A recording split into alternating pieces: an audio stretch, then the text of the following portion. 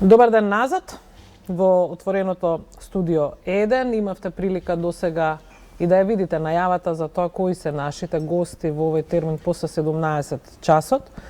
Рековме дека денеска како ден, освен нашите редовни информативни програми во кои што ќе ги имаме сите информации како од земјава и од светот и нашите дописници од Белград и од Будимпешта за тоа каде, какво било движењето на Груевски, тоа како завршил во Будимпешта, се информации кои што ќе ги оставиме токму за тој дел од нашата програма, а во отвореното студио 1, почнувајќи еве од овој термин по 17 часот, ќе зборуваме малку повеќе за социолошко-психолошкиот момент, односно состојбата во која што денес, еве, се наоѓаме можеби и сите ние, но и она што е најтесното обкружување, како што е семејството или пријателите на некој што едноставно избегал од земјава и решил зад себе да ги остави, па би рекла, сите. Јана и повторно ќе биде со мене во наредниве минути, а со големо задоволство ги најавуваме нашите две гостинки, и тоа Татјана Стојановска Иванова, социолог и универзитетски професор. Добар ден за вас. Добар ден, поздрав до вашите гледачи. Фала. И секако Милјана Јовановска Стојановска, психолог, психотерапевт. Ќе начнеме многу аспекти, но за тоа да направиме влез во нашиот разговор имаме што? Така, почитувани, нашата колешка Весна Вилкова-Тодоровска денеска излезе меѓу граѓаните да им постави едно малку поинакво можеби прашање од поврзано со сите перипетии со бегството на Груевски и да слушнеме што мислат граѓаните за самиот чин, она што колешката Кочишки пред малку го спомна, одлуката за заминување од земјава и оставање на се зад себе. Па токму тоа ќе биде еден одличен влез, да слушнеме што мислат граѓаните, па потоа се вратиме назад во студиото со нашите гостинки. Така е. Ја гледаме анкетата. Криминалот што го остави овде. Тоа е страшното. И што ќе се случува со тој криминал понатаму? Власта си ја знае работата. Нели веќе има потерница по него и барање да го екстрадираат назад. Така да ќе видиме што ќе се случува понатака. Не знаеме ние тоа, бе. Тоа е за политика таму. Може да грешиме ние нешто ако збореме. Нема, не чуеме, не гледаме. Ако мислите дека ќе пропадне Македонија, нема да пропадне. И онака пропаѓа во оваа ситуација која што сме сега. Мене ако ме прашувате, исто ми се фаќа. Не сум политички определен, али ова што се случува е ненормално. По мене тоа е нормално што го направила, а вие како го оценувате, тоа е ваш. Нормално е да побегне? Па и ја да сум и јас би избегал. Зошто? Па како да ме стават у затвор ли? Не се занимавам со тоа. Ти благодарам. Го пуштија, одете дома, не му отидовте ништо и вие што, одите дома, прашајте каде. Крадат само, крадат. Ки се врати тој, има тој пари за сите има. Не го, си ти ги различа граѓаните. Од тоа што си отида? Па да. Каде, озли никомо бега? Не знам каде, викаат во Унгарија. Не во Огјанци, там кај жабите. Да? Да, толку. Што ќе правиме сега? Што ќе правиме? Без него боле. Без него е боле. Машки треба да остане да се понижил, самиот се исмел. Значи, неговиот монтон, неговата култура не требал така да направи. Тој викаше, јас сум патриот, не бегам од партијата, не бегам, а сега ги остави сами. Епа тоа, да. Ќе се врати, добро сега за кривични дела што кој ги направил, значи би требало да одговара. А она што заслужил, она што не заслужил, значи не би требало да му се калеми, како да кажем. Да, ова се ставовите на, би рекле, обичните луѓе кои што, различно размислуваат. Но јас ќе тргнам од еден, од последниот, ако не се лажам. Машки е да остане. Машки, јас. Да не биде родово се зима. Кај се уште да ме машки јако. Говори за моралниот кредибилитет, ќе почнам од она. И моралните вредности кои што таа личност ги имала на пиедестал. Од една страна ти да се профилираш дека патриотизмот ти е врвна вредност, алтуризмот, сега некогаш што го наречем малку поинаку, нели го смеш еден термин кој што не сакам да го споменувам, нели? Дека тие ти се на пиедестал на врвни вредности и се однесуваш во контекст на тие вредности. И сега наеднаш гледате вие дека сето тоа било една шарена лага и дека всушност индивидуализмот и егоизмот биле негови вредности кои што потајно и подскриено ги имал и сега испливаа на површина. Всушност тоа што го направи, тоа го покажа. Говори за една класична морална хипокризија. Она што прибати, значи тоа затоа беше и во контекст на последниот гледач. Останете, но ако навистина вие сте доследни прво на себе си, ако навистина ги имате тие вредности во смисла на љубов кон семејството, љубов кон државата, вистински родолюбец, вие ќе останете и ќе се борите до крај, си имате правни механизми да докажувате дали сте или не сте. Кукавичлукот е чин на е специфика на слаби луѓе. Индивидуализмот и егоизмот, егоцентризмот исто така се вредности кои што јас не ги почитувам и ке мене не се, предпоставам и ке повеќето честни луѓе кои што ги почитуваат институциите на системот и ги почитуваат своите најблиски, не се дел од нивниот вредностен дискурс. И затоа велам класична морална хипокризија. Токму тоа беше во контекст на последниот гледач. Да, споменавте и вие пред малку постојаното пропагирање, односно апелирање за тие трајни морални вредности, меѓу другото често се изјаснуваше Груевски како христијанин, па нели и патриот, и се тоа што влегува во тој склоп. Дали може да е некоја индиција, што може би еве сега со тек на време се покажува како знак на собствена немоќ? Тоа повеќе ќе го каже колешката психолог во контекст на тоа. Од социолошки аспект јас го зборувам за неговите, што кажа, вредности. Ако вие потенцирате во континуитет нешто, во смисла, како што рековте, јас сум вистински родолюбец, јас ја сакам татковината, јас до крај ќе останам, нели како велат, кој треба да го напушти бродот кој што тоне последен? Капетанот. Ако се грижи за својата посада и за сите други. Во овој случај прв го напушти бродот капетанот и знаеме какви морални скрупули тогаш поседува, така да апсолутно не би говорила во контекст на неговиот, да речем, како во контекст на неговата личност, но во однос на неговиот карактер и во однос на неговиот морален дискурс многу јасно говори. Затоа не случајно спомнав морална хипокризија, а да не го цитирам познатиот социјал-патолог Барик, морална патологија. Мирјана? Знаете, ја како психолог, мене ми требаат луѓето прво за да зборувам со нив, за да можам да донесам било каков суд. Ако тргнеме од тоа дека психологијата е наука и базирана на докази, на факти, значи јас би требало да се сретнам со човекот, да поразговарам, да ги видам неговите мотиви, можеби да го прашам зошто нешто направил, зошто тоа било така, затоа што во еден разговор, во едно интервју, во една заедничка средба, сигурно дека проценката и она што ќе го добиам и она што ќе излезе од сето тоа ќе биде многу блиску до некоја вистина, а за вака зборувајќи без негово присуство, без мое лично негово познавање, ќе биде некое интерпретирање на некоја вистина, многу повеќе на тоа како јас се чувствувам кон сето тоа, мојот личен однос кон него или кон сето она што се случува околу нас, а ќе биде доста големо прашање дали тоа одговара на вистината и што уствари вистински се случува. И мислам дека така имам една желба, еве, како психолог, да се сретнам и да ја чујам вистината. Сакам да видам, сакам да добијам факти, сакам да добијам докази. Што е тоа што се случува за да некој такво нешто да направи постапка за кое што ние сега зборуваме. Мислам дека на сите нас ни е потребно тоа, да ја видиме, да ја чуеме вистината. Некој да зборува за нешто, затоа што мислам дека вистината е она што ќе не ослободи.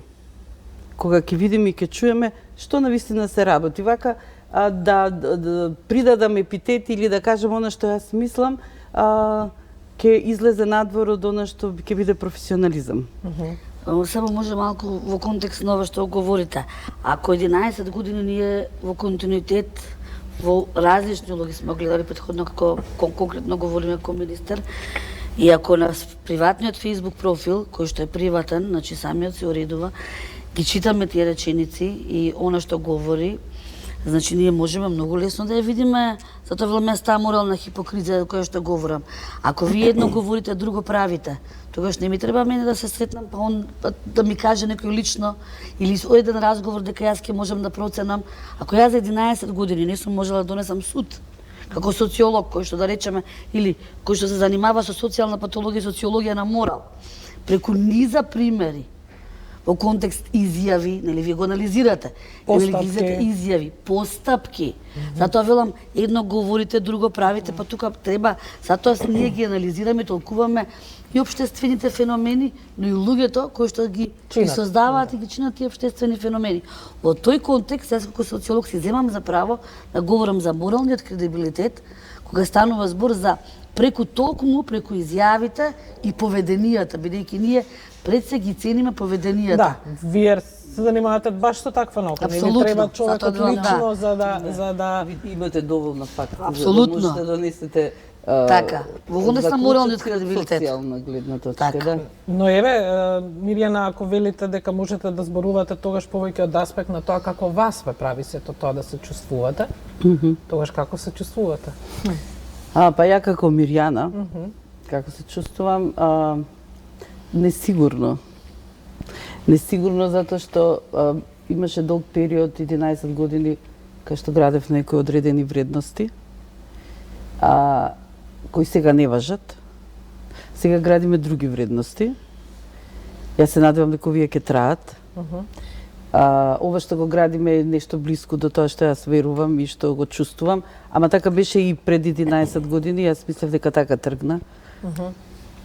И така, моето чувство е несигурност. Со голема доза на надеж.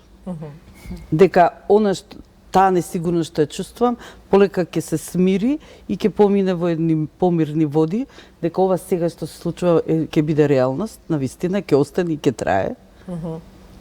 Но од вашата гледна точка, односно од она што вие конкретно го работите, заборавате дека не го познавате лично и заборавате дека не можете да го оценувате лично. Тогаш прашањето е што ќе кажете за човек кој што напуштил се, ги напуштил најблиските, собствените деца, сопругата, мајката, нели?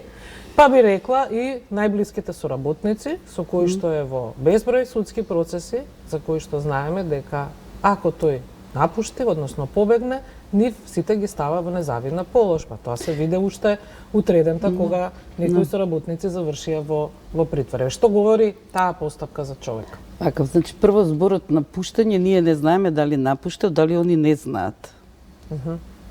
Дали не се упатени у тоа што се случило. Значи напушти као да они ништо не знаеле, па он исчезнал одеднаш. Добро, тоа е едниот момент, а другиот може да е другиот момент дека луѓето ако не го знаат, тие барем што му се блиските, најверојатно семејството знае и тоа било можеби подготвено или било како. Ова е одново пак некоја верзија на тоа што би можело да биде ако биде, нели? Зашто ние така изборуваме во овој момент без доволно факти за да кажеме за било што, али очигледно е дека е направено нешто, дека се случува нешто, дека дали со знаење или без знаење, значи сега имаме факт дека личноста не е присутна во Македонија. Добро. Дали сигурно дека оние што останале да се справат со сето тоа ќе се соочат со некои големи тешкоти. Она што јас сега пак ќе зборувам како Мирјана, мене што ми доаѓа на памет е дека за да направиш такво нешто треба да не веруваш во она што си го создал.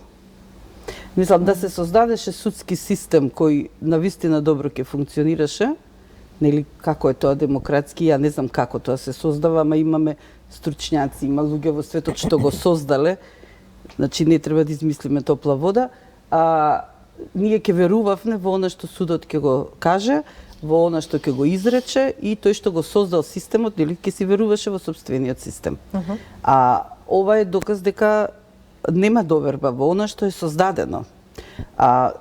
Потоа нема доверба дека оние што се околу него можеби ќе го заштитат. Нема доверба дури и во народот дека ќе биде тој што ќе реагира на некоја неправда или неправно осуденост и така. Може би во некои моменти ние сите во животот стануваме свесни за грешките што сме си ги направиле, кога треба да си ги ние да си ги доживееме, да си ги истрпиме. Да си ги почувствуваме последиците. Така да тоа е моje лично мислење. Одново велам, бидејќи јас не располагам со никакви факти. Расчистивме прво дека нити читам новини, нити слушам телевизија, се трудам зашто имаме така друга доста работа професионална, се трудам да не влегувам тоа затоа што не е ни мое. Јас сум гласала, сум донела луѓе кои треба да го решат тоа и јас не сакам да се бавам со политика. Али преска ме прашавте како се чувствувам, па малце неубаво. Неубаво, затоа што и не знам некога што да мислам точно. Татјана? Лично, некогаш кај мене превладува се уште чувството на страв. Во која смисла шепотењето. Себе си се фаќам како некогаш кога ќе спомнам некои имиња, се уште шепотам и по дома дури. А тоа психолозите и психијатрите подобро ќе го проценат зошто е тоа така. Ако некој, како велат, репресираниот репресирал, знаете која е тоа? Ако некој во континуитет сте се чувствувале репресирани и во постојано сте биле под некој си притисок дека не треба да се спомнуваат некои имиња, дека внимавај, па дека има големиот брат, големото уво те слуша, или тогаш нема да имате многу пријатни чувства. Ако велам, кај мене од секогаш тој слободарски дух провијувал, и јас сум како велам одам низ ветрот. И во најголемите моменти кога некој сакал да ме репресира, јас слободно сум му кажувала својот став, не грижејќи се за негативните последици врз мене. Храброста може би некогаш како велат. Била моја вредност, но од друга страна јас не се бавам, мислам политиката може би била еден дел од мојот живот, но не треба да си директно инволвиран во политика како граѓанин прво и првенствено, како интелектуалка. Сметам дека треба да го следам тоа, поготово ако сум на позиција каде едуцирам. Значи, не можам да премолчам на згазената автономија на мојот универзитет. Не можев да премолчам. Затоа што ниту еден Хитлер не успел да ни уништи автономија, Милошевиќ успел, тоа кај нас се случи. Сега, за среќа, полека се ја враќаме автономијата. Значи, не можам да бидам нем сведок. И не смеам да бидам нем сведок, затоа што да, добро, вашата позиција е таква. Пазете, утре ние сите сме модели на идентификација и имитација на некого. Да не говорам во рамките на семејството. Го почепнавме семејството. Први модели на идентификација и имитација се родителите. Тие се тие ликови кои што вие ги следите, почнувајќи од оние вредности, преку процесот на воспитување и социјализација, да не говорам понатаму и групата на врсници, така натаму, но први со кои што се очувате, членовите на вашето семејство. Вие гледате идоли. Сега не градите идолатрија кон нив, но гледате модели кои што ќе ги имитирате и со кои што ќе се идентификувате. Какви модели ќе градиме на луѓе кои што едно говореле, а друго правеле и наеднаш сега напуштиле сето тоа. Тука е многу предпазливо. Беше ли за вас изненадување? За мене лично не, ви кажувам искрено. Дури јас, може би премногу сурово звучи, имав еден пост на мојот приватен фейсбук профил вчера, конкретно за вашата гостинка, дека сето тоа после 11 години некој да се извинува и да се прави дека тоа не било така, мислам дека е перферзија и класична морална хипокризија, јас не опростувам. А поготово кога станува збор за луѓе кои што се колнале во религијата. Религијата не подразбира лага. Вистината е таа која што е на педестал, на врвна вредност. И вие, всушност, ниту оддалеку за тие луѓе не можам да кажам дека се верници, ниту да ги класифицирате во верници, ако наместо вистината, која што треба да биде прва, вие користеле лагата. Сам тука далеко е тоа од сите тие христијански православни догми. Така да... Тоа значи дека вам ви било очекувано? Јас искрено, да. Да напушти се. И не само да напушти се, и другите личности кои што се да го прикријат тоа, па да се прават дека тие биле под присила. Па ме молам, мислам, извинете, ама не ми навредувајте интелигенција, може би ќе звучи грубо, ми вреѓаат интелигенција. Па слушав како некој со сладострастие говори за на смрт на дете. Со сладострастие зборува, никаде не се почувствува емпатија, повеќе тоа психолозите и психијатрите, ама ние доволно социолозите може да оцениме фацијална експресија, вие да гледате дали некој сочувствува или не, па ќе му се покаже. Затоа велам нека не ми навредуваат интелигенција, не сакам веќе такви личности да ги гледам на медиумите. Да, тука се наметнува прашањето што може да дадете соодветен одговор и двете. Дали и колку всушност е можно човек да се убеди самиот себе си во нешто и да тврди и да верува дека е така, а може би длабоко во себе знае дека не е исправно од самиот старт. Апропо и се што има направено. Да. Значи Гебелс сме го читале сите. Колку пати се спомнувал Гебелс. Меѓутоа, ако ги земете да ги читате, јас некогаш дори често пати се прокотика зошто се навраќаш на овие текстови, па викам затоа што се вистините или кога го читате Орвел или Животинска фарма 1984 си викате зошто, па за да сватите дека тоа што е напишано било дел некоја реалност. Беше реалност која ние живеевме. И не случајно таа 100 пати повторена лага станува вистина во која што луѓето живеат.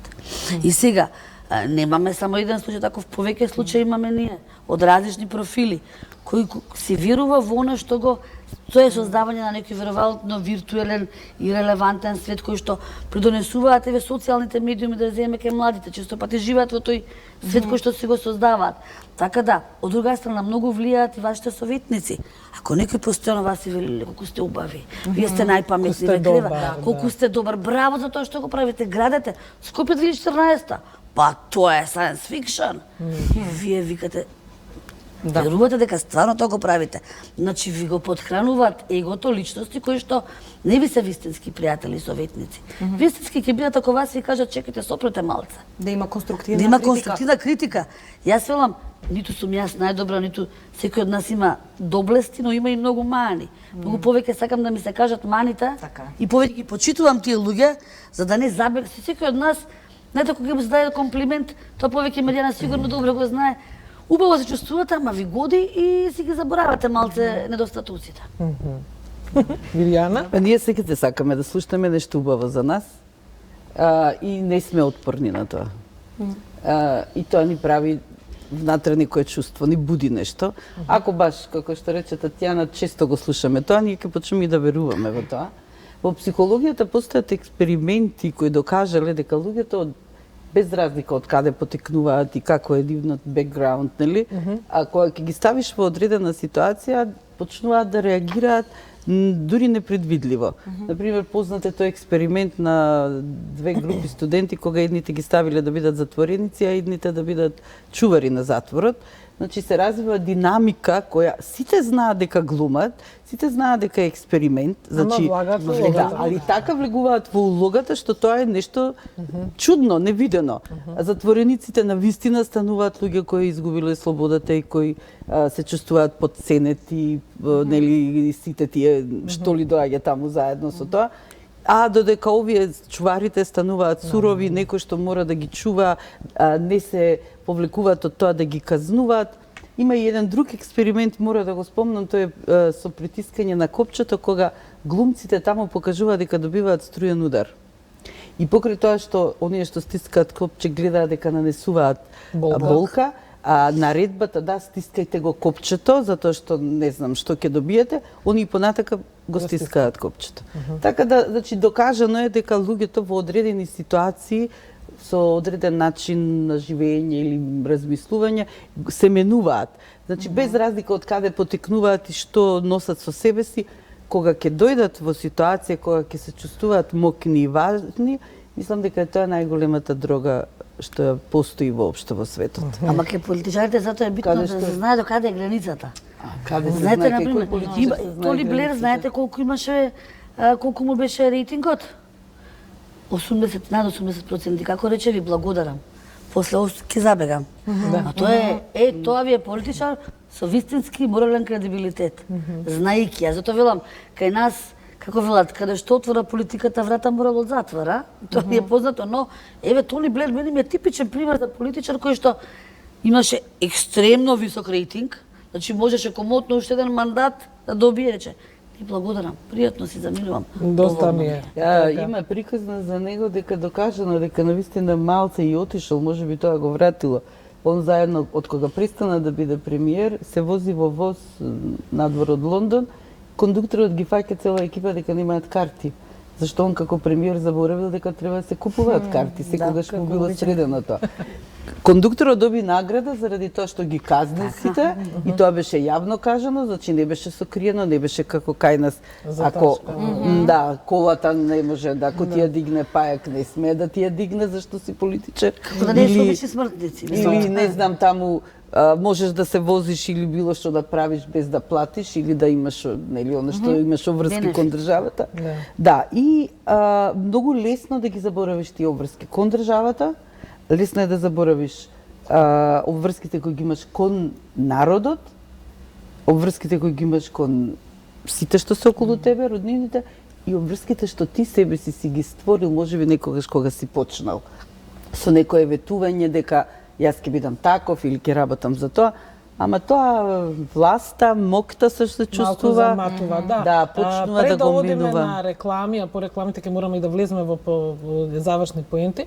Бидејќи го спомнавме Скопје 2014, сакам да ја искористам приликата па да влеземе во реклами. Тоа беше проект кој што најмногу нас веројатно требаше да ни покаже кон каде оди целата работа. Односно со каков човек си имаме работа. Оно што го знаеме е дека тој во своите изјави зошто воопшто се прави толкав проект, има изјавувано дека сака нешто да остави зад себе. А вие ќе речете? Не остави. Што ќе речеме? Не остави сите за себе.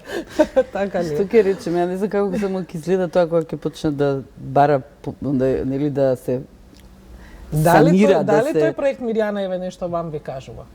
Многу. Ми кажува она што јас гледам во тоа. Гледам дека не можеби да се остави за себе колку да се земе за себе. Затоа што сигурно се многу добри пари заработени од тој проект. Не знам кој, не знам како, значи пак ќе речем. А за некој што ги направи таков проект, што говори за него? Па добро заработил.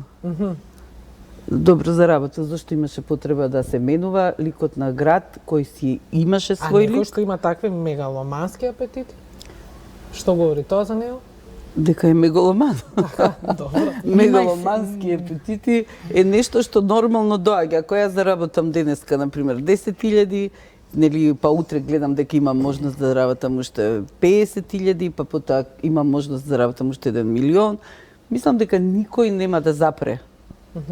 И дека само е најдена добра основа како да се заработи добро.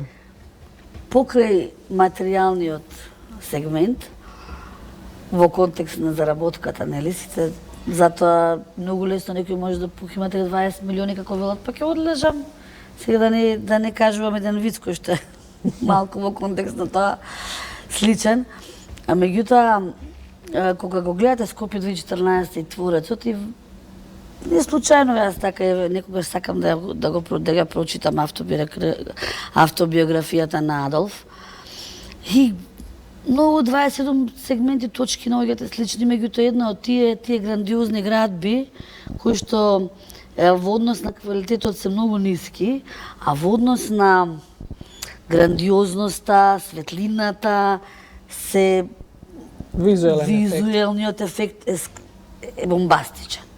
И всушност сваќате дека кога некој сака да остави впечаток врз народот, дека иако, да речеме, економски имате висок степен на сиромаштија, имате голем процент на невработеност, значи економскиот сегмент не само што не ви е сјаен, туку ви е очаен, а градите нешто гламурозно, станува збор за човек кој што не е мегаломан, меѓутоа особа која што сака да на времето дружат и томити се конема, значи еден вид на сите оние до сега големци на ниво на диктатори да биде на врвот, на пиедесталот, на тоа. Тоа е тоа мегаломанство како личност. Кога вие културолошки, социолошки, урбанистички нешто буквално тоа не градите, деструктивно се однесувате.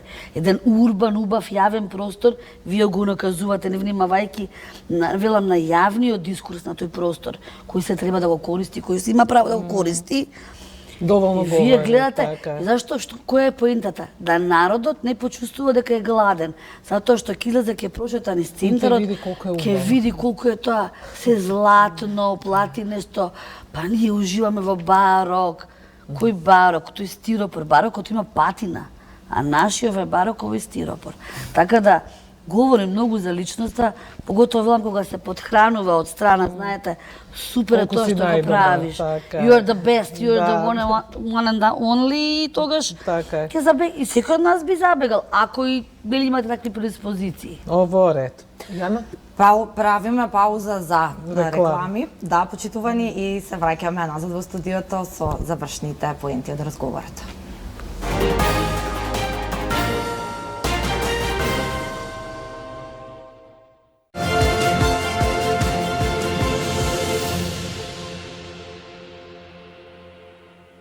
ПКБ-та за цело семејство.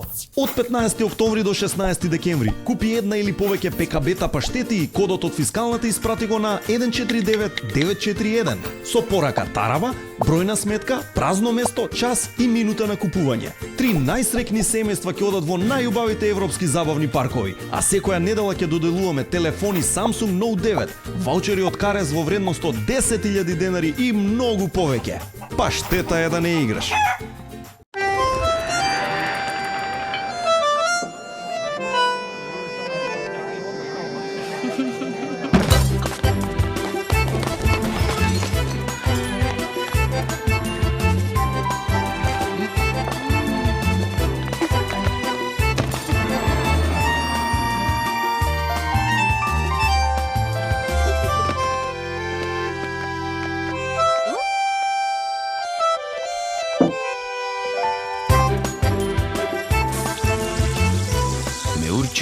На љубовта. Пелистерка. Само за вас, најдобрата понуда овој викенд, единствено во Тинекс од 16 до 18 ноември. Шунка за пица Горановиќ, 1 килограм, 159 денари плюс 300 поени. Кисело млеко Идеал шипка, 2+1 подарок, 50 денари плюс 50 поени. Инстант кафе Јакобс Голд, 150 грама, 199 денари плюс 200 поени. Детергент за алишта Биоактив, 9 килограми плюс подарок течен детергент за алишта, 529 денари плюс 1000 поени на вашата Поен плюс картичка. Една картичка, безброј привилегии. Мој Тинекс клуб.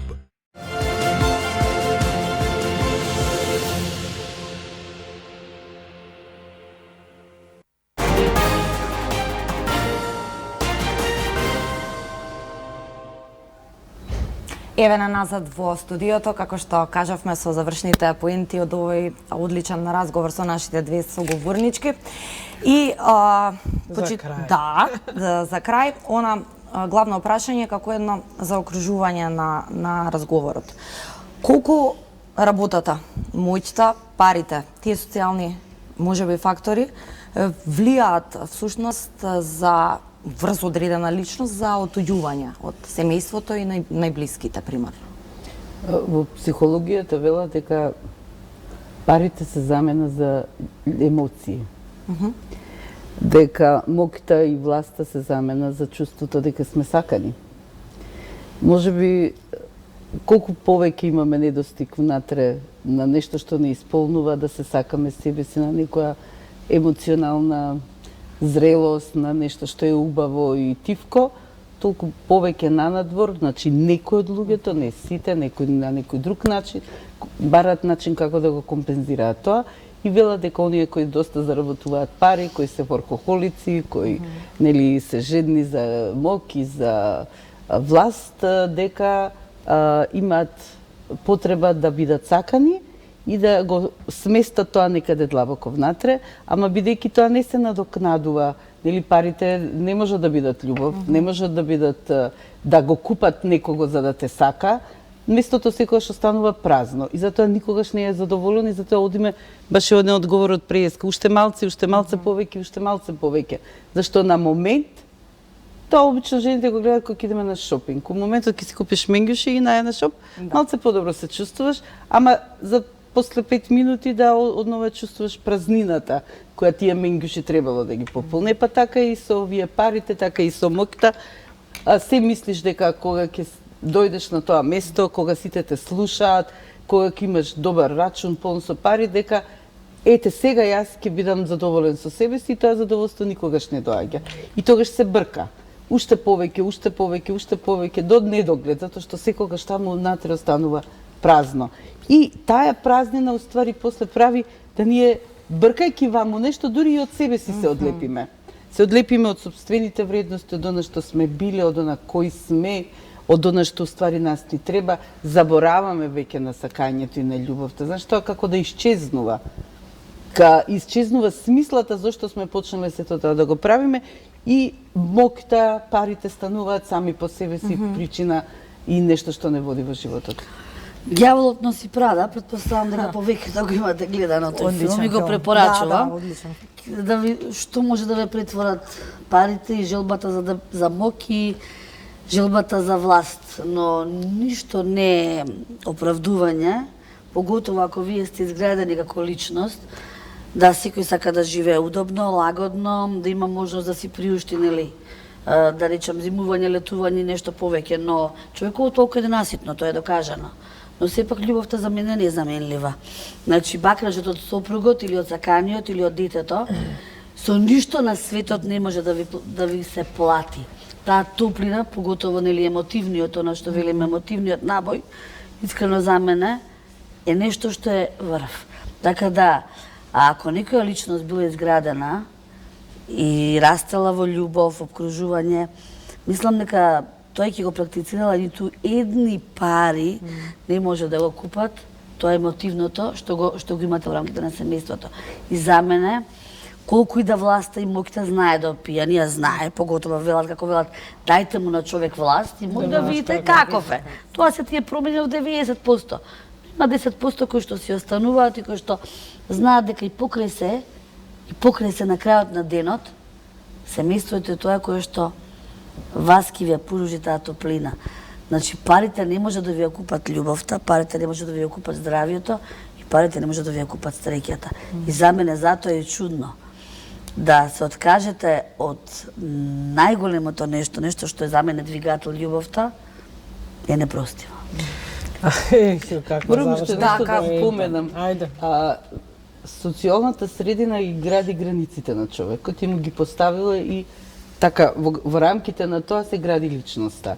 Власта и моќта ги рушат тие граници, затоа што човекот почнува да верува дека може се. Дека социјалните норми и правила повеќе не важат за него. Дека не треба веќе ни добар ден да им вика на другите, не треба да има обзир дали ќе им земе или ќе направи нешто, не треба да се плаши од власта, не треба да се плаши од никого, не треба од полицијата да се плаши. И тогаш личноста почнува да излегува надвор од границите и се јавува една состојба каде што функционирањето на личноста доаѓа во прашање. Да, ама животот е тркало. И само нарцистичките граници тогаш се оние што ја ограничуваат личноста. Кога социјалните почнуваат да ја губат, значи, својата значење, да. Тогаш нарцизмот е оној што ја држи личноста на заедно. На крајот на денот треба да сватиме дека животот е тркало, дека денес ако си горе утре можеш да видиш на ублиску доле.